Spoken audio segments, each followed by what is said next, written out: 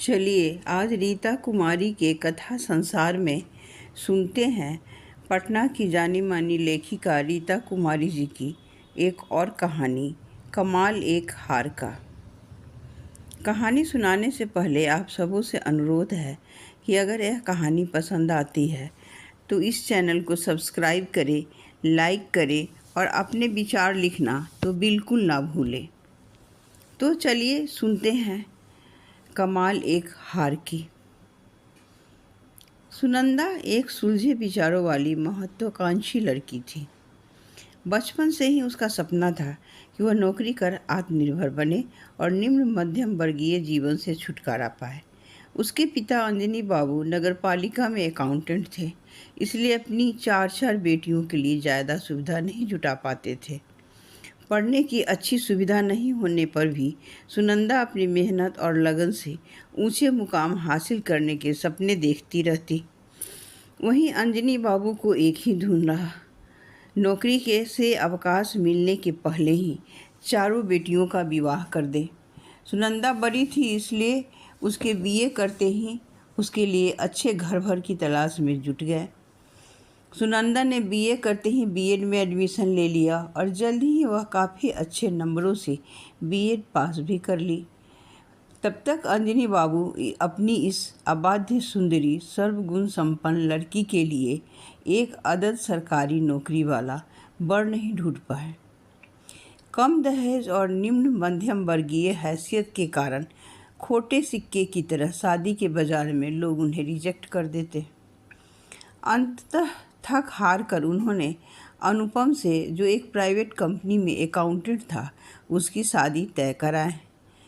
शादी के बाद सुनंदा अपने सारे सपनों की गठरी संभाले और एक आशा मन में दबाए अपने ससुराल आ गई कि उसके जो सपने अपने मायके में अधूरे रह गए थे, ससुराल में पति के सहयोग से पूरा कर लेगी। लेकिन कहते हैं ना, तेरे मन कुछ और है, विधना के कुछ और। ससुराल की हवा का रुख पूरी तरह उसके सोच के विपरीत था। एमए तक की पढ़ाई किसी तरह पूरी करने के बाद अनुपम अपने एक छोटी सी नौकरी में ही संतुष्ट था और नहीं चाहता था कि उसकी बीवी उससे ज़्यादा कमाकर समाज और परिवार में उसकी किरकिरी करवा दे। रूढ़िगत मानसिकता के उसके ससुराल के लोग परंपराओं और संस्कारों के नाम पर घर की औरतों पर ढेर सारी पाबंदियां लगा रखी थी। बड़ों का फैसला चाहे जितना भी अन्यायपूर्ण हो, सभी को मानना पड़ता था। जब सुनंदा ने अपनी नौकरी करने की बात की तो ससुर जी ने साफ इनकार कर दिया। अनुपम भी पत्नी का साथ देने के बदले उसके विरोध में खड़ा हो गया। जितना कमाता हूँ उतने में ही जीना सीखो। इस घर की बहुएं घर से बाहर निकलकर काम नहीं करती हैं। ससुर जी एक सरकारी दफ्तर की अकाउंटेंट पद से रिटायर करने के बाद पेंशन पर गुजारा कर रहे थे। दिन भर कुछ काम करने के बदले वो अपना सारा समय पेपर पढ़कर और पड़ोसियों के साथ गप्पे मारकर बिताते। न बेटों को कभी प्रेरित करते कि अच्छी नौकरी के लिए कोशिश करें, न सुनंदा को कुछ करने देते, जिसके कारण घर में हमेशा आर्थिक तंगी बनी रहती। समझाने पर कोई असर ही नहीं होता। अनुपम अगर सुनंदा को खर्च के लिए पैसे देता तो पाई पाई का हिसाब रखता। अगर कभी वह पिक्चर देखने जाने के लिए कहती तो उसे फिजूल खर्ची लगता।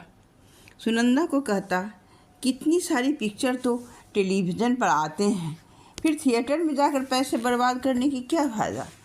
अभी वह उसके साथ घूमने जाती और रेस्टोरेंट में खिलाना हो तो दूर की बात, पानी पूरी खिलाने के लिए भी आनाकानी करता।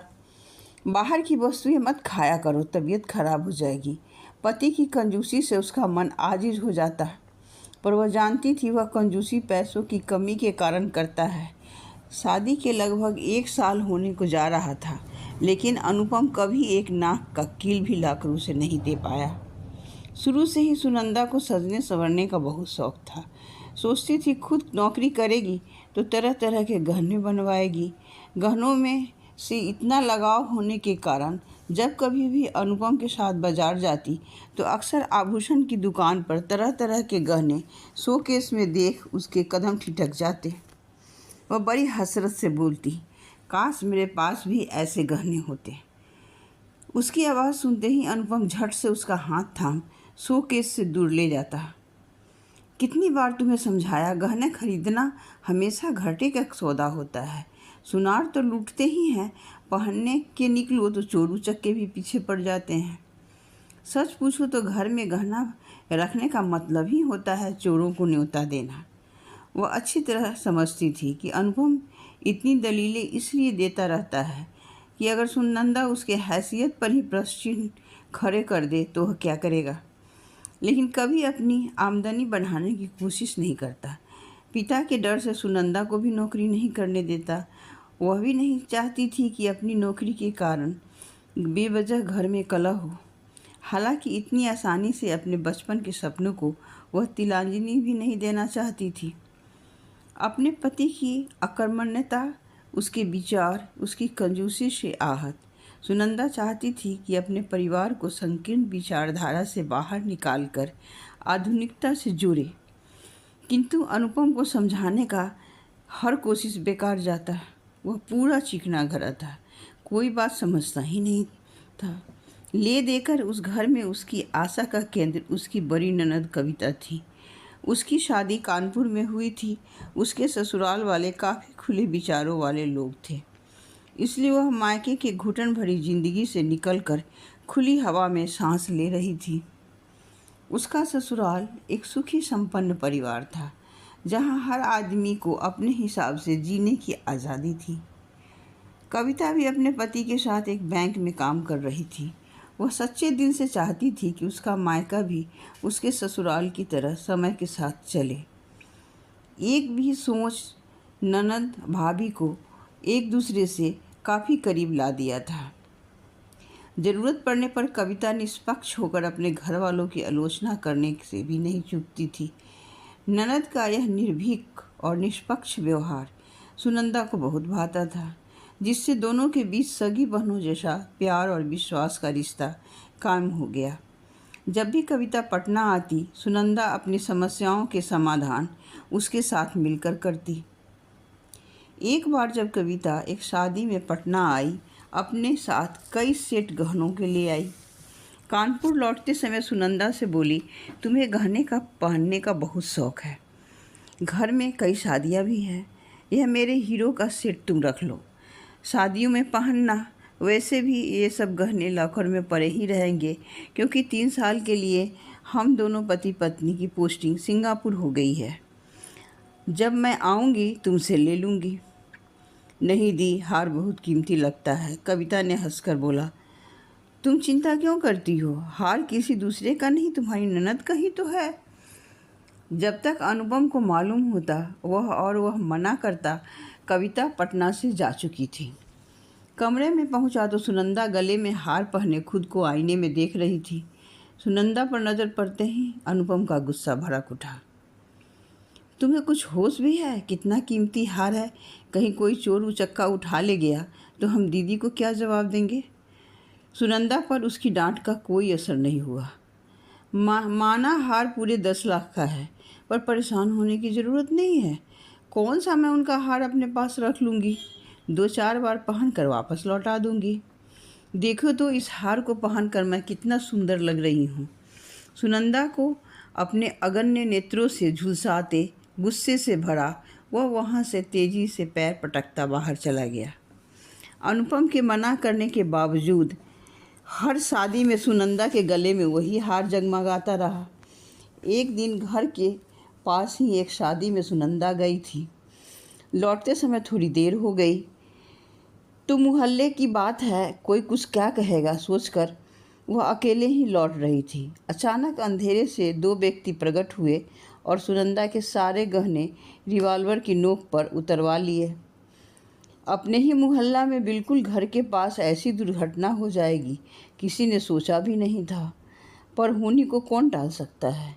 किसी चोर ने पहले से ही निशाना साध रखा था और मौका मिलते ही टूट पड़ा। सुनंदा के चिल्लाने पर आसपास के काफ़ी लोग जमा हो गए थे।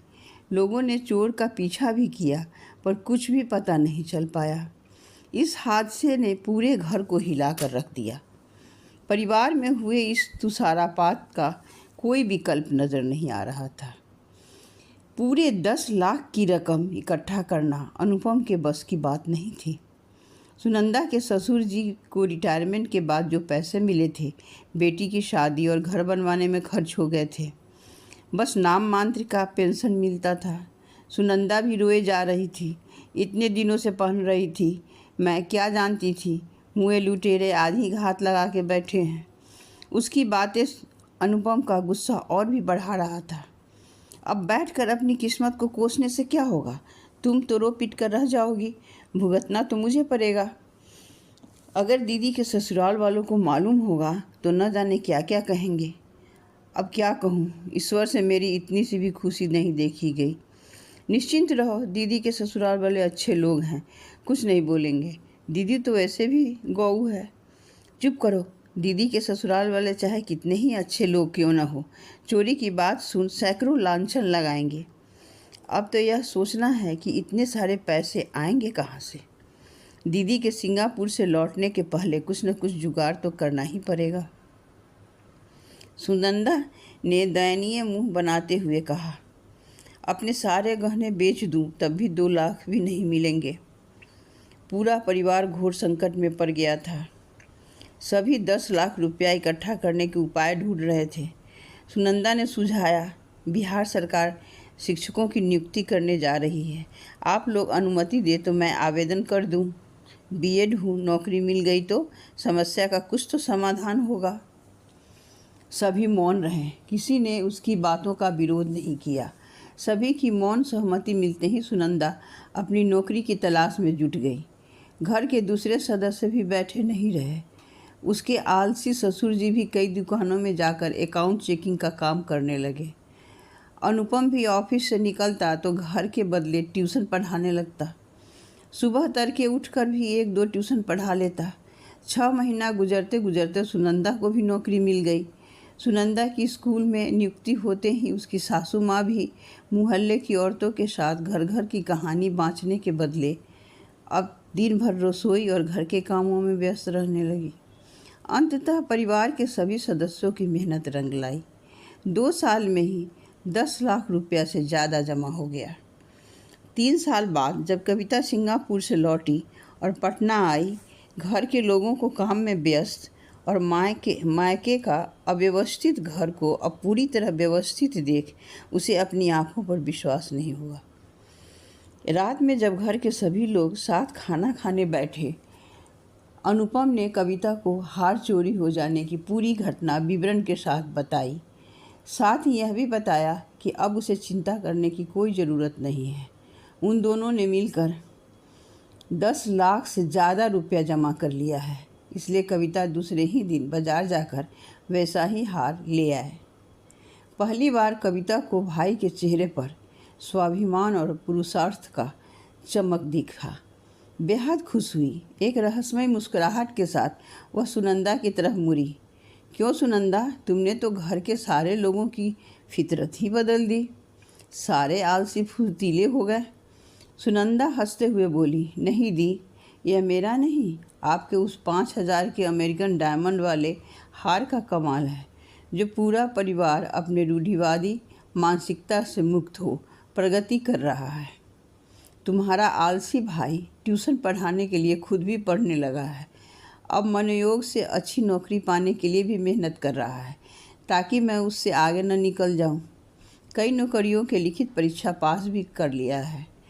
कविता अपने दोनों हाथ सुनंदा के सामने जोड़ते हुए बोली, धन्य हो सुनंदा, तुम धन्य हो। मैं तो सिर्फ सलाह दी थी, पर तुमने तो असंभव को संभव कर दिखाया। तुम्हें तो किसी नाटक कंपनी में होना चाहिए था। क्या दीदी, आप मेरी ज़्यादा ही कुछ प्रशंसा नहीं कर रही हैं? अब आप अपने इस चमत्कारी हार को संभालिए।